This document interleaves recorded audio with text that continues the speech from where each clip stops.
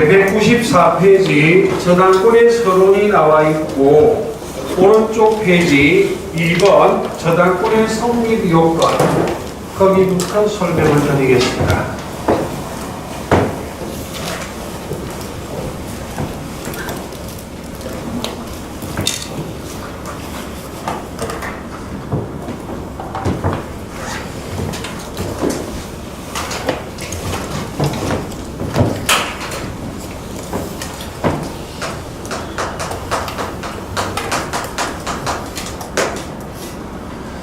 저당권은 약정 담보 물건이기 때문에 계약하고 등기함으로 성립하는 것이 일반적입니다.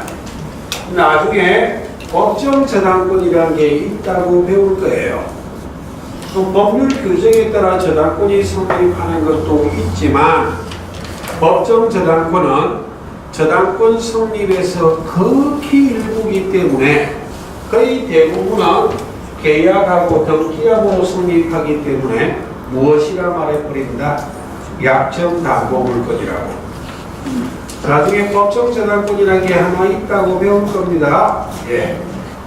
근데 유치권은 언제나 법률 규정에 따라 성립하는 것이지 절대로 약정으로는 성립한다 안 한다? 안 한다. 그럼 일반적인 저당권을 확인해 보겠습니다. 나중에 특수저당권의 개념을 가볍게 할 거예요. 특수하지 않는 것은 일반적이잖아요. 일반 저당권은 일반이란 표현을 쓰지 않습니다. 지금 하는 게 일반 저당권, 달리 보통 저당권이라고 말해요. 특수저당권이 아닌. 나중에 특수저당권이 거저당권, 공동저당권 개념 가볍게 할 거라고. 그건 특수저당권이지만 지금 하는 건 일반 저당권, 즉 보통 저당권입니다. 예. 가령 부동산을 소유하는 갑이 있어요. 갑을 간에 금전 소비 대차 계약 등을 하고 있습니다.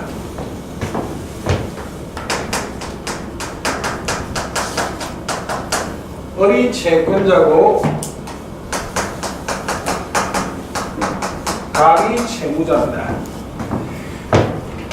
채권자가 바라볼 때 변제기 동의했는데도 채무자가 혹시 채무를 변제하지 않을까봐 채권자가 채무자를 신뢰하지 못해서 담보 제공을 요구했고 담보 제공하는 목적물이 부동산이라면 갑을 간에 주로 하는 계약이 무엇이다? 저당권 설정 계약이에요. 채권자가 저당권자고 채무자가 저당권 설정자의 경우를 예를 들었습니다. 계약이란 법률행위 하고 있기 때문에 민법 186조에 따라 저당권이란 부동산 물건을 취득하기 위해서 저당권 설정 등기해야 됩니다.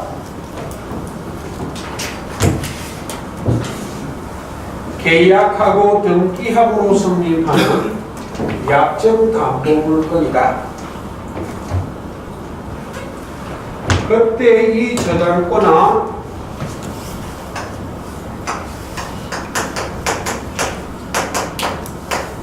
점유하는 권리가 아닙니다. 점유하는 권리가 아니라는 이야기는 누가 계속 이 목적물을 점유하고 있다. 저당권 설정자가 그대로 점유하고 있다고. 그래서 갑이 소유하는 부동산에 을에게 저당권을 설정해 주어도 저당권 설정자는 이 저당 목적물을 점유하여 사용 수익할 수 있다 없다? 있잖아요. 안 되는 분은 쉽게 접근하면 채권자를 은행으로 연상해 보면 되잖아요. 내가 사는 아파트를 은행에 저당권이나 거저당권 설정해 줬어. 내가 산다, 은행 직원들이 산다. 내가 살지, 지금 그 이야기 하고 있어. 저당권자가 점유한다, 안 한다? 안 한다. 저당권은 점유하는 권리가 아니기 때문에 보여줘야 된다.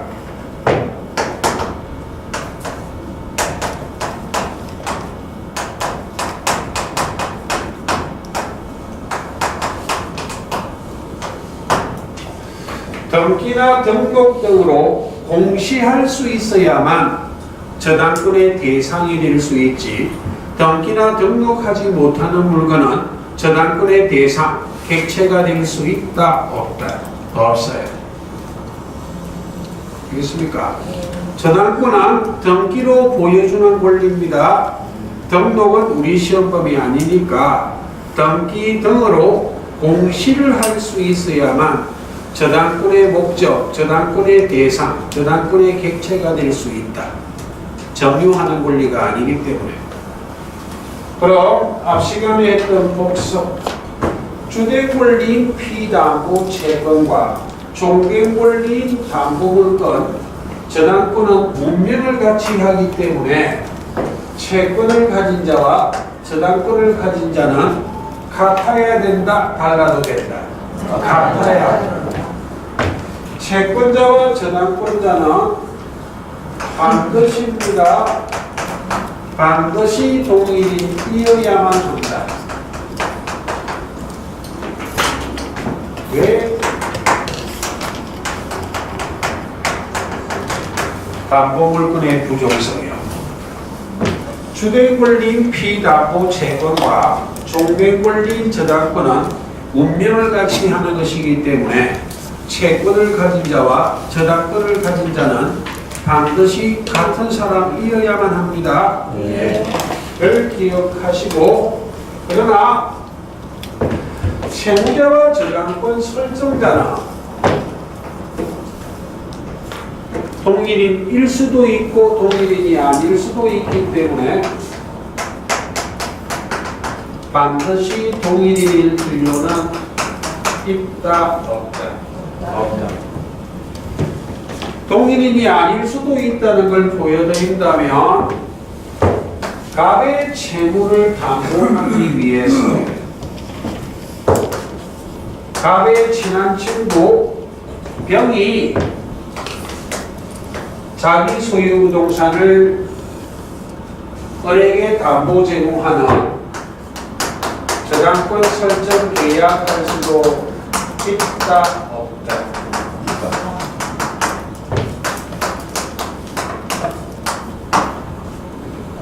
되겠습니까?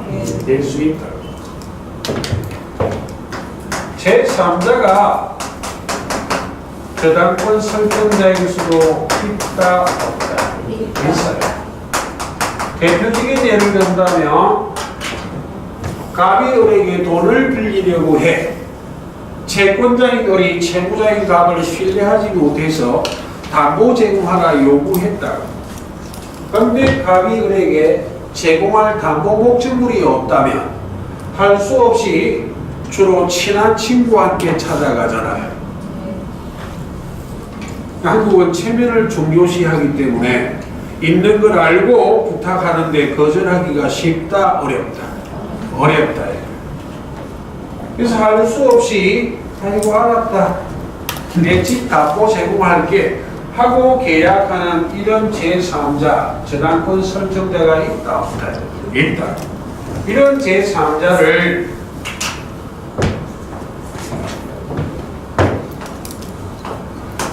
집에 가서 맞아주면 물상보증인이라 말해요. 보증은 여러 가지인데 우리 시험의 보증은 물상보증밖에 시험 범위가 아닙니다. 예. 그럼 여기서 하나 알 수 있는 것이 채무자하고 보증인은 동일인일 수 있다, 없다? 없어요. 쉽게 접근하면 자기 채무를 자기가 보증 설 수 있다면 쪽팔리게 부탁한다, 안 한다? 안 하지. 자기 채무를 자기가 보증을 못 쓰기 때문에 이해하는 소리 한다고. 비굴하게. 되겠습니까? 그 말이 채무자하고 보증인은 절대로 같은 사람일 수 없어요. 예. 그럼 이 보정인은 채무자다 아니다. 한번 해주세요. 채무자다 아니다. 채무자가 아니라. 채무자가 아니란 이야기는 변제기 도래해도 물상보정인이 채무를 변제할 책임은 딱 없다.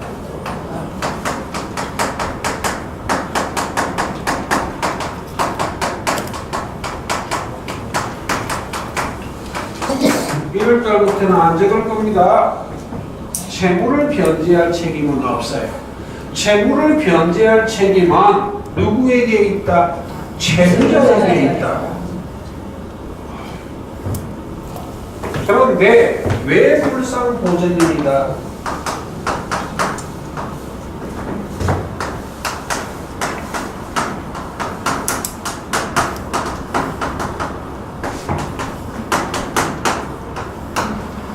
물건 한도 내에서 보정선자예요.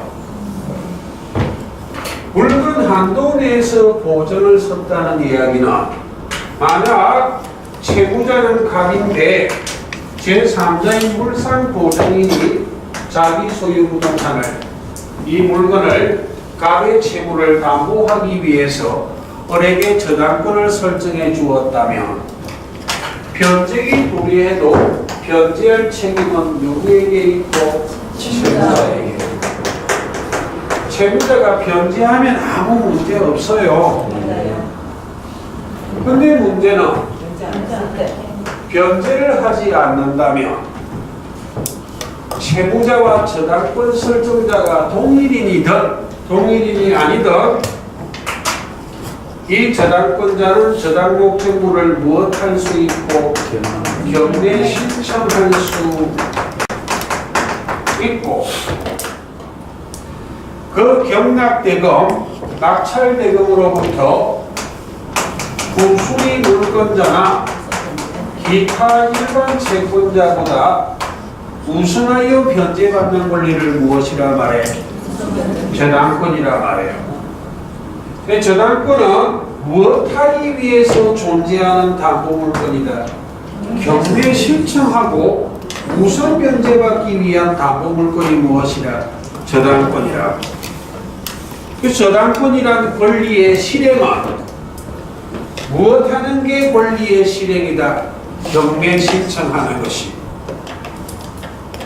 변제기 도래했는데 돈 안 갚으면 경매하기 위해 존재하는 담보물건이 무엇이라? 저당권이에요. 그럼 저당권자가 경매 신청하는 것은 저당권이란 권리의 실행이라. 권리의 실행이란 말과 권리 행사란 말이 같은 말이에요. 저당권이 성립했다는 말은 저당권이 생겼다, 발생이고, 저당권이란 권리의 실행은 권리를 행사한다는 말이에요.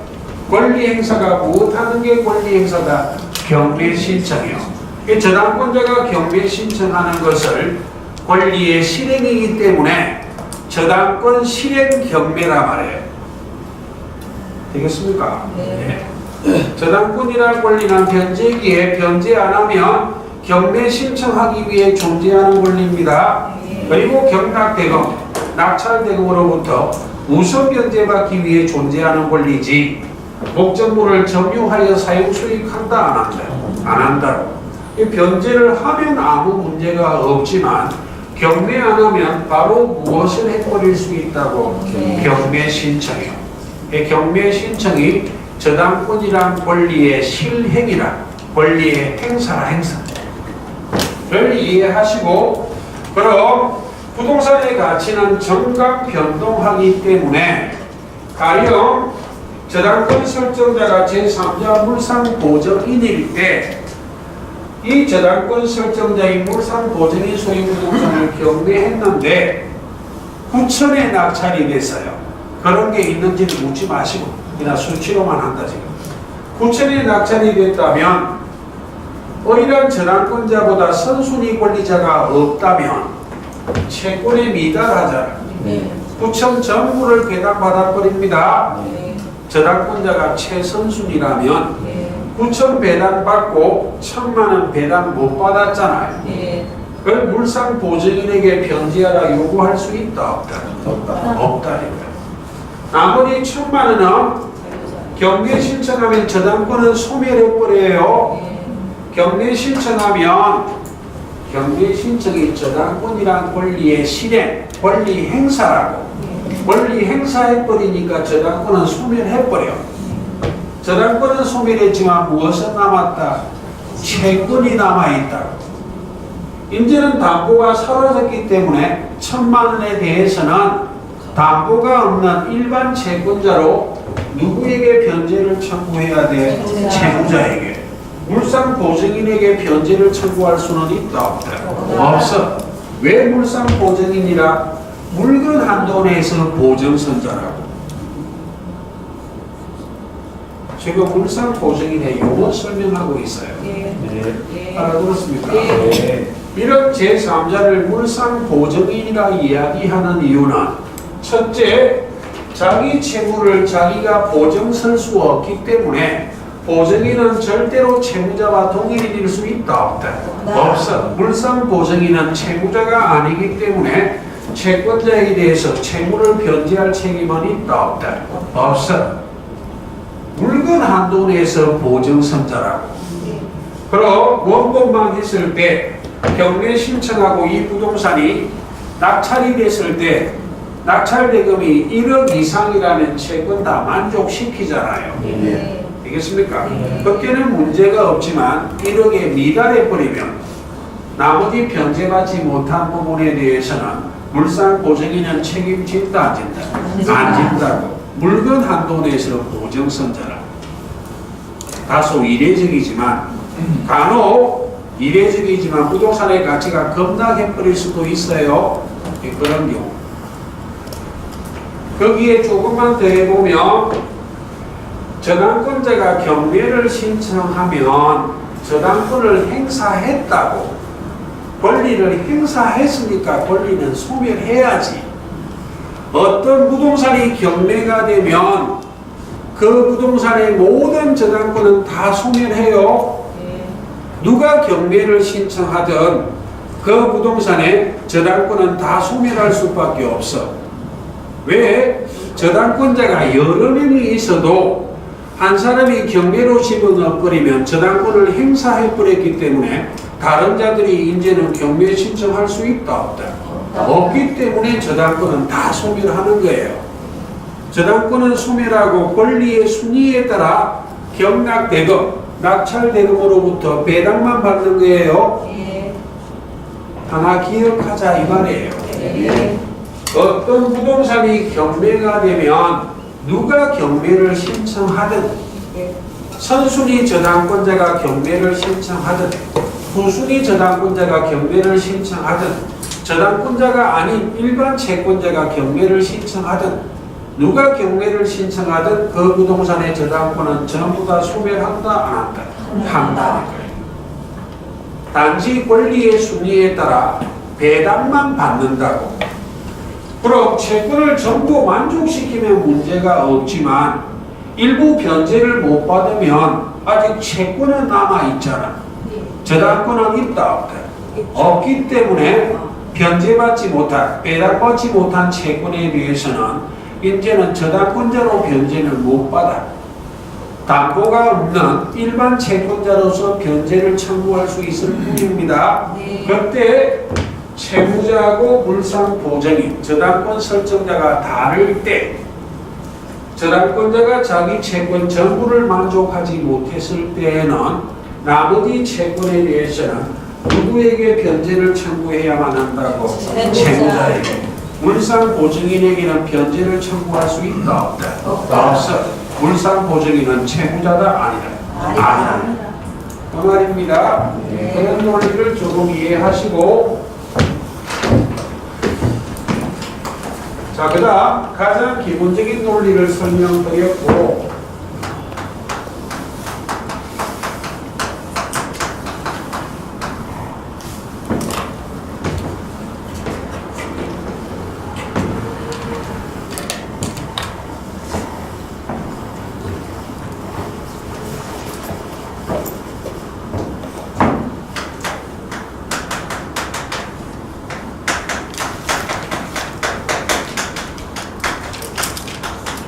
저당권의 효력이 미치는 범위를 지금부터 설명합니다.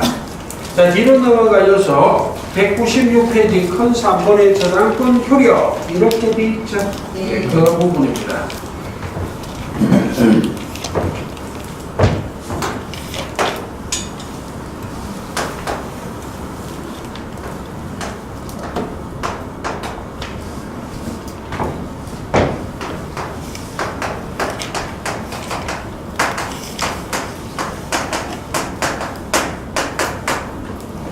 자, 358조의 목적구의 범위를 해보자.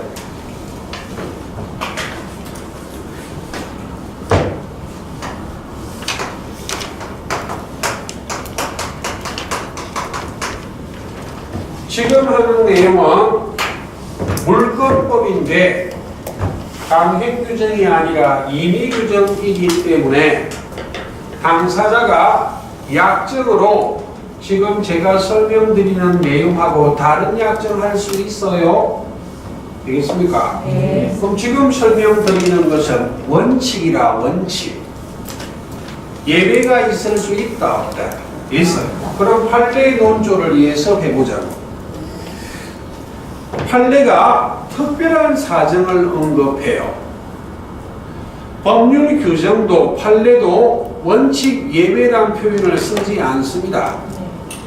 법률 규정은 어떤 하나의 조문이 두 문장으로 되어 있다면 앞에 있는 본문이 원칙, 뒤에 있는 후문, 달리 말하면 단서가 예외, 그렇게 규정하는 것이 입법 기술상의 방법이에요. 법 조문은 원칙 예외라 말을 쓴다 안 쓴다? 안 써요. 하나의 조문이 두 문장으로 되어 있다면 앞에 문장에는 원칙을 규정하고 뒤에 문장에는 무엇을 규정한다고? 예외를. 판례는 특별한 사정을 언급해요. 그럼 특별한 사정은 자주 일어납니까? 이례적으로 일어납니까? 이례적이잖아요. 자주 일어나면 그게 무슨 특별하냐고? 일반적이지. 그럼 특별한 사정이 없는 경우 이게 원칙이다, 예외다? 원칙이죠. 특별한 사정이 생긴 것은 일반적이다, 이례적이다? 이례적이다. 판례는 그런 논조를 쓴다고. 판례는 원칙을 특별한 사정이 없는 한, 예외를 특별한 사정이 있는 경우 이런 논조를 쓴다고. 되겠습니까? 그 나중에 다시. 그래서 임의 규정이기 때문에 지금 하는 내용은 원칙, 특별한 사정이 없는 한 이렇게 적용한다는 이야기. 특별한 사정이 있다면 이것과 반대되는 결론이 나올 수도 있다 없다? 있어요. 그 말입니다. 법률 규정과 다른 약정이 가능해. 법률 규정대로 하는 것이 일반적, 원칙이고 법률 규정과 다른 약정을 하는 것이 예외, 이례적이에요. 그래서 원칙을 해보자고요. 자, 목적물의 범위란 이야기는 굳이 해석한다면 저당권이 무엇하기 위해 존재하는 권리라? 경매하기 위해 존재하는 권리예요. 경매는 계약은 아니지만 법률 규정이지만 매매의 일종입니다. 경쟁 매매의 약자를 무엇으로 쓰고 있다고? 경매라고. 매매의 일종이라. 근데 매매 계약은 아니라 법률 규정이기 때문에. 법률 행위가 아니라 법률 규정이에요. 어찌됐든 매매의 일종이라. 그럼 목적물의 범위란 이야기는 변제기에 채무자가 채무를 변제하지 않았을 때 어디까지 경매법원에 팔려갈 수 있는가? 그 말이에요. 되겠습니까? 달리 말하면 경매가 됐다는 말은 낙찰이 되면 낙찰자, 경락인이 소유권을 취득해 어디까지 소유권을 취득할 수 있을 것인가? 그 말입니다. 그럼 저당 목적물을 경매하고 저당 목적물을 소유권을 취득하는 것은 너무나 당연해. 저당 목적물이 아닌 물건도 경매를 할 수 있고 낙찰자가 그 물건도 소유권을 취득한다는 말이에요. 어디까지? 이 말이에요. 그럼 가장 기본으로 한번 해볼게요.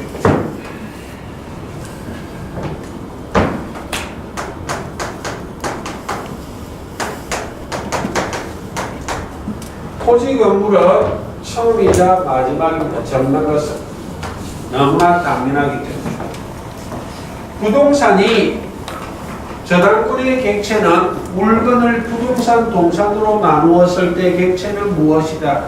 부동산이다. 동산이 저당권의 객체가 될 수는 있다, 없다? 없어요. 근데 의제 부동산 이런 건 시험범위 아니라 그랬습니다. 의제 부동산 우리 시험범위 아니에요. 민법에 등기법 이런 데는 물어볼지 모르겠지만 자동차나 항공기나 선박은 토지에 정착되어 있지는 않잖아. 부동산 동산으로 나누면 동산으로 분류돼요. 분류되지만 동산은 점유로 공시하지만 자동차나 항공기나 선박은 점유로 공시 안 해. 등기나 등록으로 공시하기 때문에 공시 방법이 부동산과 비슷하기 때문에 물건으로 분류했을 때는 동산이지만 공시 방법이 부동산과 비슷하기 때문에 공시 방법에 따라 부동산처럼 취급한다는 말이 의제 부동산이에요. 그런 것들은 민법 시험 범위다 아니다. 아니다. 자, 이 중에 토지에 정착된 물건 중에 건물이 논점이에요. 건물은 절대로 토지에 부합을 한다 안 한다. 토지와 합쳐져서 하나의 물건이 될 수 있다 없다? 없어요. 건물은 언제나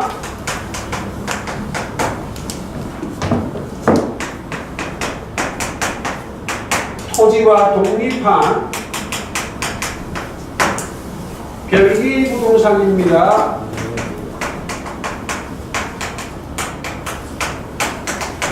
이런 것 때문에 지난주에 이걸 갖고 실험을 좀 했다. 독립이에요. 독립이 됐다는 말은 부합이 됐다 안 됐다?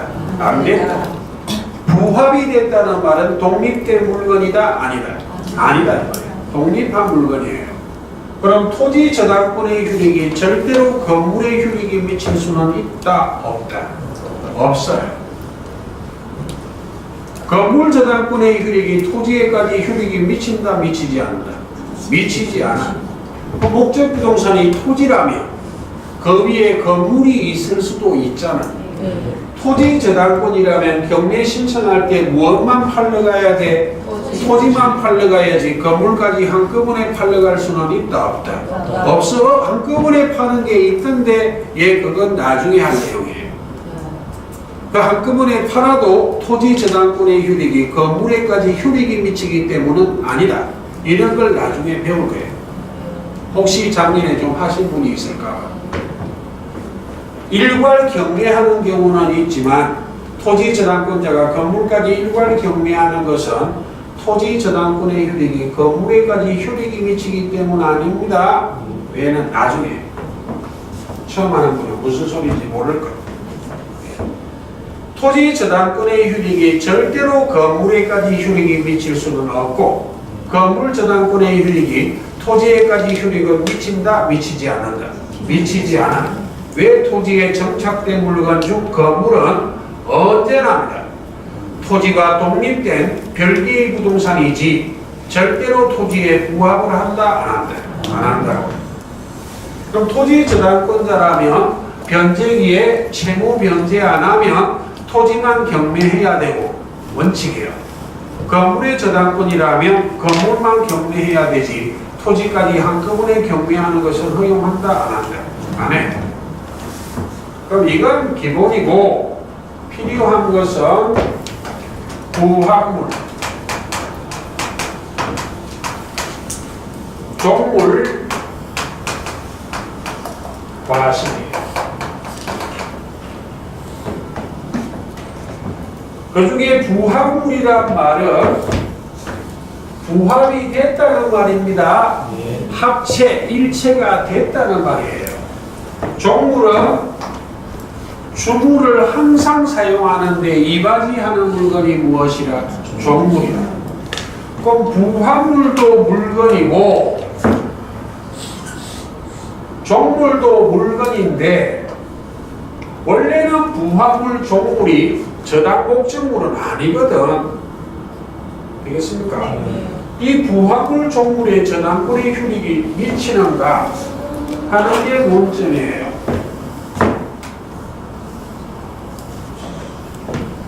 우리나라 대법원 판례가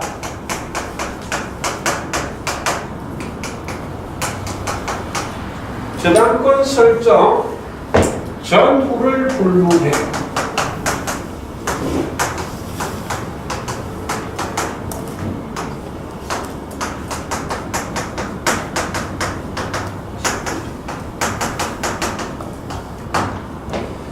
그럼 저는 논점 아닙니다.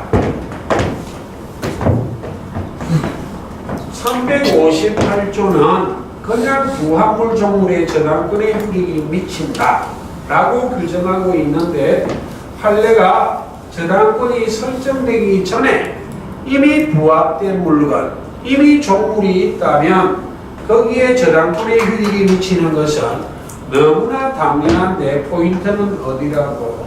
누구라고? 저당권이 설정될 때는 없어서 나중에 부합이 되고 종물이 생겼다고. 그럼 애초에 이런 부합물 종물은 저당 목적물은 아니었잖아. 거기에까지 저당권의 효력이 미친다? 미치지 않는다?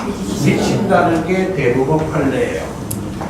저는 불문합니다. 그럼 부합물을 하나 예를 들어볼게요. 가령 예를 든다면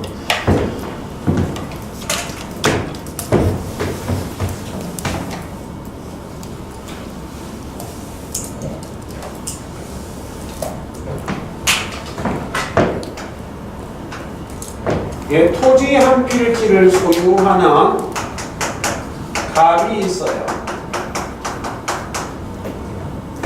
갑을 간의 채권 채무 관계가 있습니다.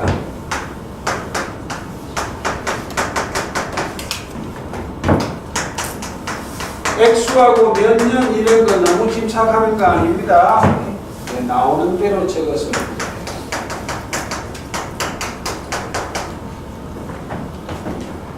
을이 채권자, 갑이 채무자. 채권자가 채무자를 신뢰하지 못해서 담보 제공을 요구했고, 담보 제공하는 목적물이 토지입니다. 토지를 담보 제공하는 저당권 설정 계약하고 있다.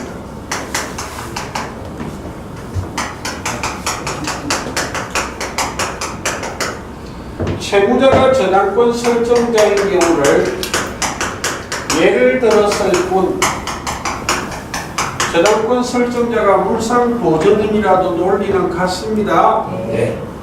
이 상태에서 계약하고 등기함으로 을이 저당권을 취득했다. 그럼 저당권을 설정할 때에는 부합물이 없었잖아요. 네. 되겠습니까? 네. 전도 논리 똑같아. 후를 강조할 거예요. 이렇게 저당권이 설정된 다음에 갑의 토지에 을이 수목을 심었다. 병이. 그럼 수목이 왜 이리 생겼어? 그냥 이래 생겼어. 그림을 너무 기대하지 마시고. 이 수목이 토지에 부합할 수도 있고 안 할 수도 있어요. 알겠습니까? 건물은 절대로 부합 안 해요. 이 병이란 자가 타인의 토지, 갑의 토지에 나무를 심을 때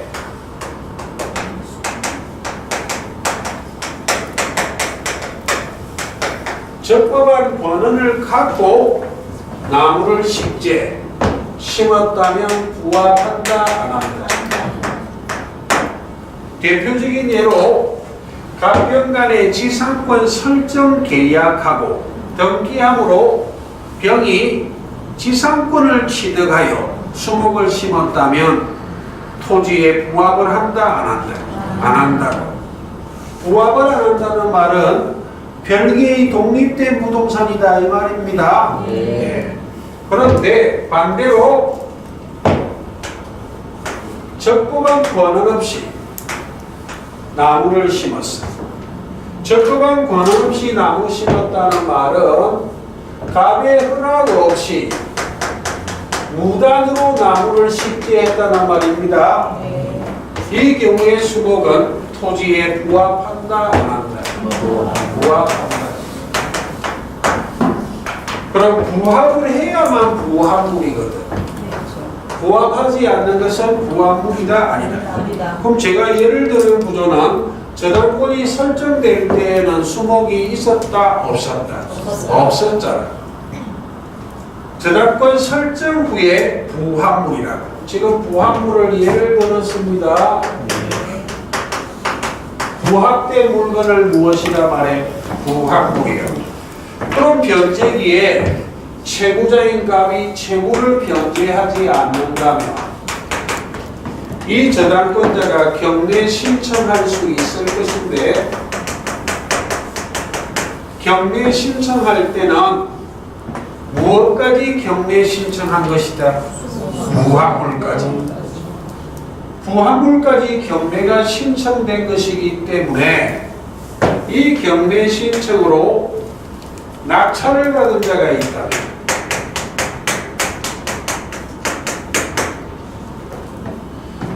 경락인 낙찰자 경매가 매매의 일종이기 때문에 매수인 똑같은 말입니다.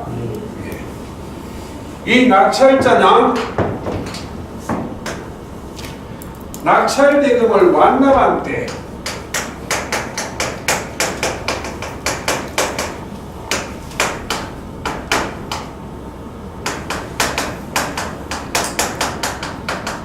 낙찰 대금을 완납한 때 등기한 때가 아니라 제가 예를 드는 구조는 토지 소유권 취득합니다. 토지 소유권 취득하는데 토지의 소유권만 취득하는 게 아니라 무엇의 소유권까지 취득한다고? 부합물이요. 부합물의 소유권까지 취득할 수 있다 없다? 있다. 저당권 설정 전부를 불문하고 저당권의 효력이 어디에까지 효력이 미치기 때문에 부합물에까지. 경매할 때에는 부합물까지 경매가 된 것이고 낙찰자는 무엇까지 권리를 취득하는 것이다? 부합물까지. 되겠습니까? 예. 낙찰 대금을 완납할 때 등기할 필요 없이 소유권 취득해요. 그런데 오해해서는 안 되는 것이 등기한 시점에 소유권을 취득하는 게 아니라 낙찰 대금을 완납한 때 이미 소유권 취득하고 차후 절차상 등기가 된다고. 등기한 시점에 소유권을 취득하는 것은 아니다. 이게 민법 187조 법률 규정에 의한 부동산 물건의 취득은 등기를 요하지 아니한다. 상속, 공용징수, 판결, 경매. 언제 낙찰 대금을 완납한대? 됐습니까? 네. 라는 걸 이해를 하시고 이게 부합물에 관련된 논리고 그럼 종류로 한번 해볼게요.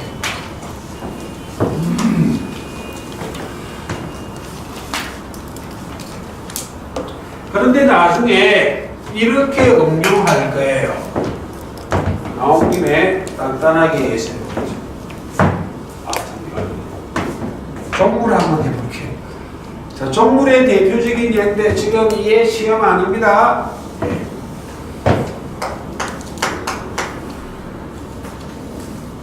갑을 간에 채권 채무 관계가 있어요.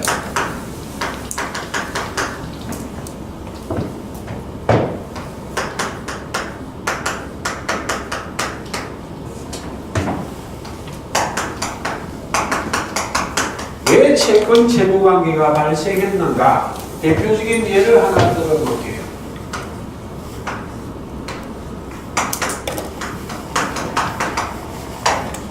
한참 오래전에 판례인데 갑이 IMF 때 명예퇴직했습니다. 그 퇴직을 아직 젊은 나이에 퇴직을 했기 때문에 살아갈 날이 너무 많이 남았거든.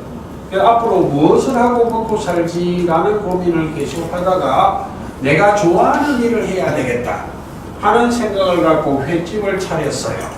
왜 좋아하는 일? 손맛을 그리 좋아해요. 낚시를. 횟집을 차렸어요. 장사가 안 됩니다. 왜 안 될까 하고를 몇 날 며칠을 고민해 보니까 이것 때문에 안 되는 것 같아요. 제가 말하는 이건 무엇을 말해? 횟감 수족관을 말해요. 횟감 수족관이 좀 거창해야만 지나가는 손님들이 보고 횟감이 싱싱하다는 걸 보고 들어올 것인데 횟집을 인수했는데 찌질해 수족관이. 됐습니까? 그래서 할 수 없이 돈을 빌렸다고 은행에서. 왜? 퇴직금하고 있는 재산을 다 털어넣거든 횟집 차릴 때. 됐습니까? 그래서 은행에서 담보대출한다고 횟집을 담보로 제공하고, 그래서 저당권 설정 계약하고 등기함으로 채권자가 저당권을 취득했고 갑이 저당권 설정자입니다. 액수에 너무 집착하지 마시라 그랬습니다. 대출을 받아서 멋지게 수족관을 지었다.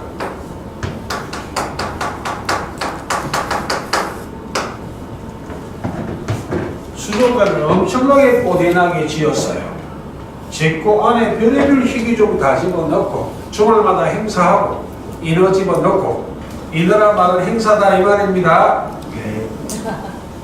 그렇게 판판해 부르고 쉽게 했는데 휘황찬란하게 했는데도 장사가 안 돼. 판단이 잘못됐다는 거예요. 그래서 쫄딱 망해버렸어요. 그럼 제가 예를 드는 구조는 저당권이 설정될 때는 수족관이 있었다 없었다? 없었다. 담보대출에서 수족관을 만들었는데 그럼 횟집과 횟감 수족관은 대부분 판례가 수족관을 종물이라 말합니다. 주물인 횟집을 항상 사용하기 위해서는 무엇이 있어야만 한다고? 횟감 수족관이. 횟감 수족관 없이 횟집 한번 해보세요. 되는지. 우리 집에는 수족관이 없습니다. 이렇게 써붙이는 순간에 손님은 한 명도 안 들어옵니다. 뭐 어디서 데리고 오는데 계획. 주물을 항상 사용하는 게 이바지하는 것이 종물인데 횟집이 주물이고 횟감 수족관이 종물입니다. 판례가 이렇게 말해요. 이 종물은 저당권이 설정될 때는 있었다 없었다? 없었다. 차후 쫄딱 망했기 때문에 변제를 할 수 있다 없어. 변제를 할 수 없어 저당권자가 경매 신청했습니다. 경매하러 갈 때 무엇까지 경매가 된 것이다? 종물까지. 그럼 낙찰자는 무엇까지 권리를 취득한 거라고? 종물까지. 그때 갑이 항변한 거라고. 무엇을?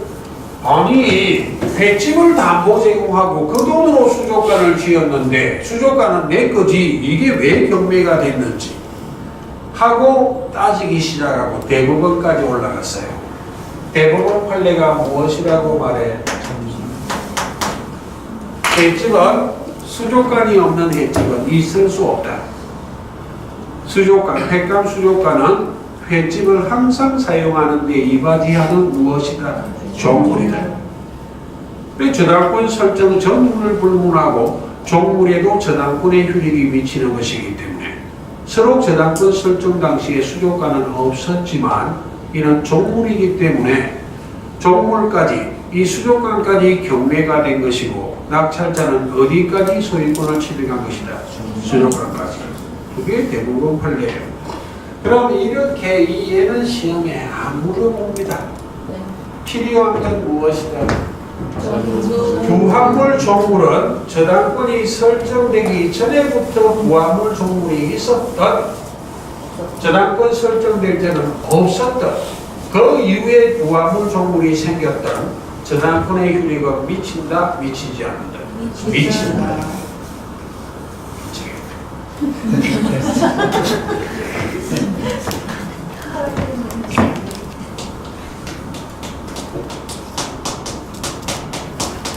(358조의) 과실은 열매를 말합니다.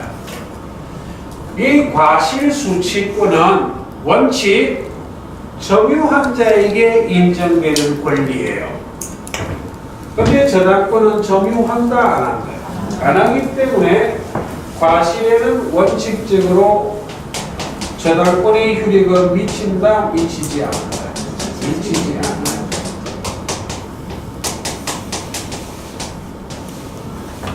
그런데 예외 있어요. 일단 입문 과정은 원칙. 예외까지 하면 너무 어려워.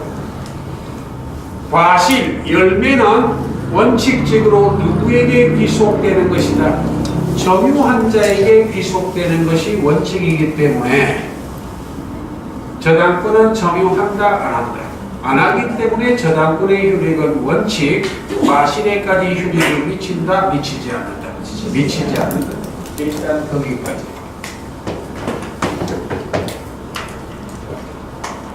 자, 여기까지가 저당권의 효력이 미치는 법의 중 목적물의 법입니다. 그럼 잠시 쉬다가 피담보세권의 범위를 해야 되기 때문에 조금 눈여겨 하고 해야 되니까 제가 알아서 지울 거니까 이번 시간 지우지 마십시오. 앞 시간은 지워야 된다. 안 지우더라고요. 이번 시간 안 지워도 됩니다. 잠깐 쉬다가 계속 설명드리겠습니다. 네.